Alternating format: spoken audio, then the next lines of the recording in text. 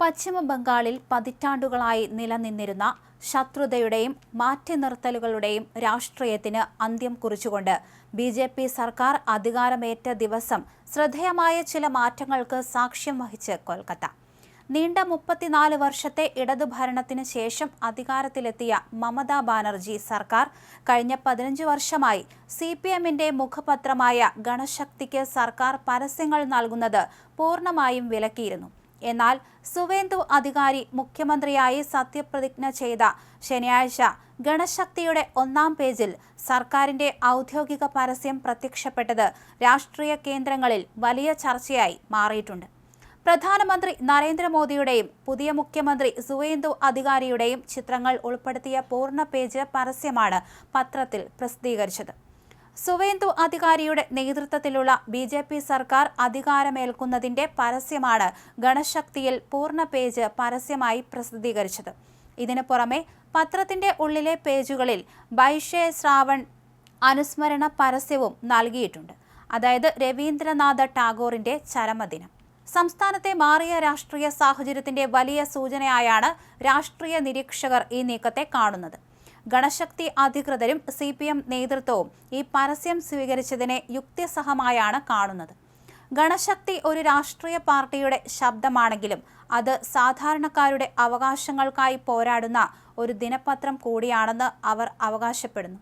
സർക്കാർ പരസ്യങ്ങൾ ഏതെങ്കിലും പാർട്ടിയുടെ സ്വന്തം പണമല്ലെന്നും മറിച്ച് പൊതുജനങ്ങളുടെ നികുതി പണമാണെന്നും പത്രാധിപർ ഷമീഖ് ലാഹിരി വ്യക്തമാക്കി.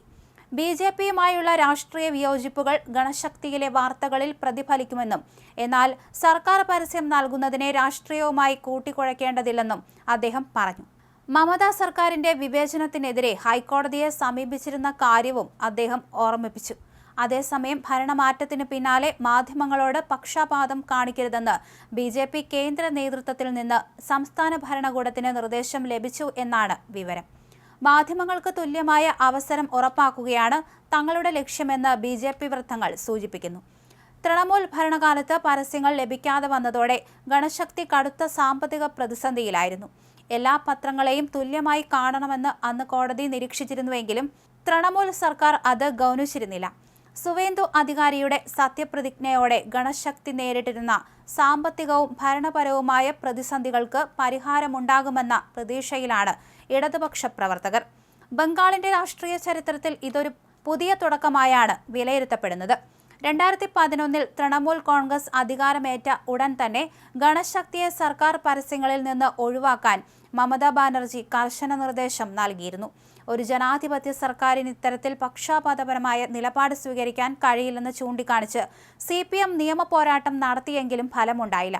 ഇതേ തുടർന്ന് കഴിഞ്ഞ 1.5 പതിറ്റാണ്ടായി കടുത്ത സാമ്പത്തിക പ്രതിസന്ധിയിലൂടെയാണ് പത്രം കടന്നുപോയിരുന്നത്.